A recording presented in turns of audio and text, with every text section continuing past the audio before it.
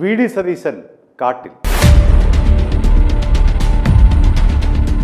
നിയമസഭാ തെരഞ്ഞെടുപ്പിൽ UDF വലിയ ഭൂരിപക്ഷത്തോടുകൂടി വിജയിച്ചില്ല എങ്കിൽ താൻ വനവാസത്തിന് പോകുമെന്നാണ് പ്രതിപക്ഷ നേതാവ് വി.ഡി. സതീശൻ പറഞ്ഞത്.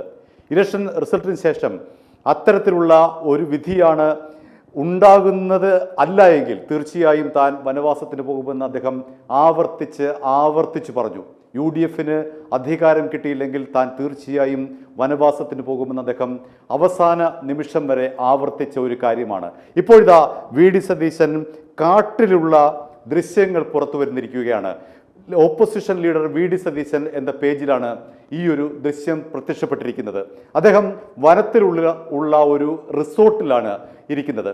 അദ്ദേഹത്തിനൊപ്പം അദ്ദേഹത്തിൻ്റെ കുടുംബാംഗങ്ങളുണ്ട്, കൂട്ടുകാരുണ്ട്. വനത്തിനുള്ളിൽ വി.ഡി. സതീശൻ ഇരിക്കുന്നു. വി.ഡി. സതീശൻ വനവാസത്തിന് പോയിരിക്കുകയാണോ? മെയ് 4 ഇലക്ഷൻ്റെ റിസൾട്ട് വരുന്നതിന് മുൻപ് തന്നെ തോൽവി സമ്മതിച്ചിരിക്കുകയാണ് തുടങ്ങിയിട്ടുള്ള നിരവധി കമൻറ്റുകളാണ് ഈ വീഡിയോയ്ക്ക് താഴെയുള്ളത്.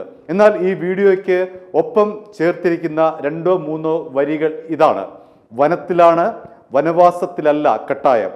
മെയ് 4 പെട്ടി പൊട്ടിക്കുമ്പോൾ വിസ്മയം പൂർത്തിയാകും എന്നാണ് ഈ വീഡിയോയ്ക്ക് തൊട്ട് താഴെ ഇട്ടിരിക്കുന്ന വാചകങ്ങൾ. ഏതായാലും രാഷ്ട്രീയ വൃത്തങ്ങൾ വളരെ കൗതുകത്തോടു കൂടിയാണ് വി.ഡി. സതീശൻ്റെ ഈ കാട്ടിലെ താമസം കാണുന്നത്. അദ്ദേഹം എന്താണ് ഉദ്ദേശിച്ചിരിക്കുന്നത് എന്ന് വ്യക്തമല്ല. ഒരുപക്ഷെ തെരഞ്ഞെടുപ്പിൻ്റെ തിരക്കൊക്കെ കഴിഞ്ഞ് അദ്ദേഹം ഒരു വനയാത്ര നടത്തുമെന്ന്, ഒന്ന് വിശ്രമിക്കാൻ പോകുമെന്ന് അദ്ദേഹം പറഞ്ഞിരുന്നു.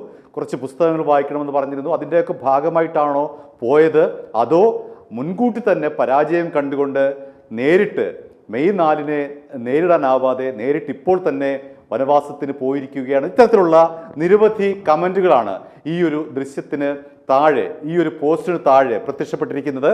ആ ദൃശ്യങ്ങൾ കാണുക.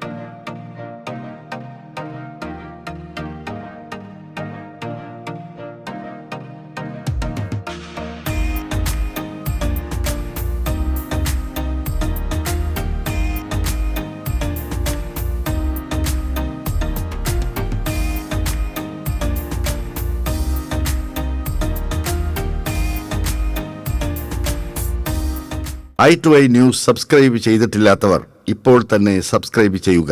നോട്ടിഫിക്കേഷൻ ലഭിക്കുവാൻ ബെൽ ബട്ടണും അമർത്തുക. i2i news, an eye for truth.